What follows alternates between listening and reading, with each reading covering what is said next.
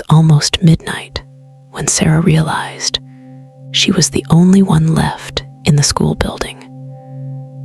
The rain outside came down in sheets, hammering against the windows, and the echo of her footsteps bounced off the empty hallway walls. She stayed late, finishing her art project, something she'd been pouring her heart into. But now, she regretted not leaving earlier. The janitor had already gone home. The lights flickered overhead as she made her way toward the exit. That's when she felt it, a sharp ache in her stomach. She sighed, setting her backpack down. Of course," she muttered. "Now I have to go to the bathroom." The restroom was at the far end of the hallway, the oldest part of the school. Everyone called it the Red Wing. Rumors said a girl had died there years ago, during a thunderstorm just like this one. Students whispered about hearing her cry from the stalls, or seeing her reflection in the mirror when they washed their hands. Sarah always thought it was just another ghost story meant to scare freshmen.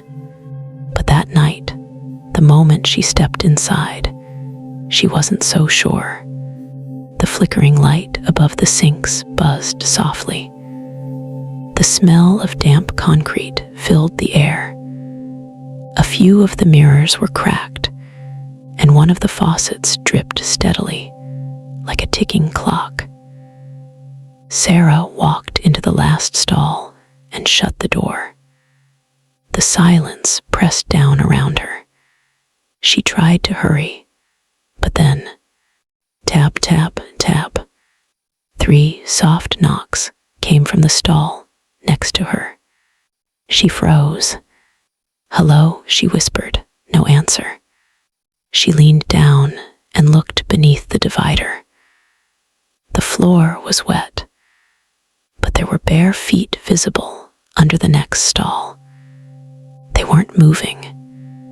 They were just standing there, facing her stall door. Her heartbeat quickened. Someone's in here," she said, trying to sound firm. Still no response. She waited. The lights flickered again, and this time the tapping started once more, slower, heavier. Tap, tap, tap. She couldn't breathe. She reached for her phone, but the signal bar was dead. The storm must have cut the power line.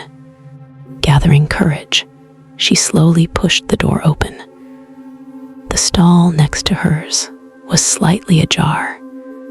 She nudged it open.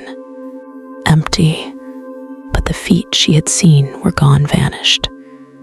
The floor was dry now. She blinked in disbelief, her skin crawling. I swear I saw." Then she heard it. A faint sob coming from one of the other stalls. "Hello," she said again, her voice trembling. "Are you okay?" The crying grew louder. It was the sound of a girl, broken, soft, and full of pain. Sarah stepped closer. "Do you need help?" Suddenly, the crying stopped. Silence. She turned slowly toward the mirrors and screamed. Behind her reflection stood a girl drenched in blood, her hair hanging over her face, eyes wide and hollow. Her clothes looked like an old school uniform, soaked through with water and something darker. And around her neck, a thin rope mark.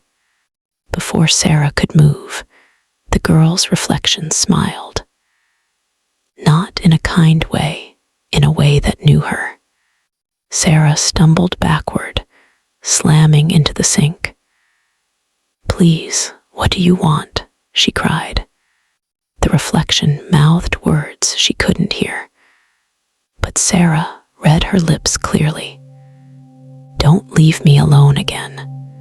The lights burst above her. Glass shattered. Sarah ducked as darkness swallowed the room. The sound of water roared from the sinks, gushing uncontrollably.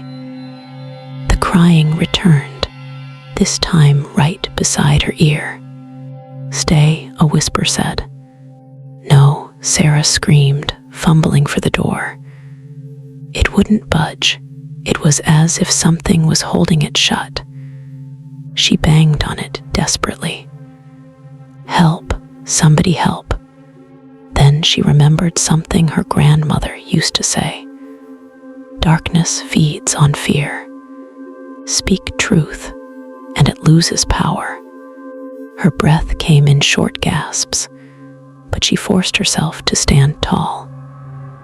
"You're not real," she shouted. "You're just someone who was hurt and wants peace. I'm not afraid of you." The crying turned into a low, guttural growl. Then silence again. The faucet stopped. The lights flickered back on. The mirror was cracked now, but empty. No reflection except Sarah's own terrified face. She grabbed her bag and ran out, not stopping until she reached the front doors. The rain had calmed, and the world outside looked strangely peaceful. She turned back once more toward the red wing. Through the small window in the hallway door, she saw a faint outline, like a girl, waving goodbye before fading into the shadows.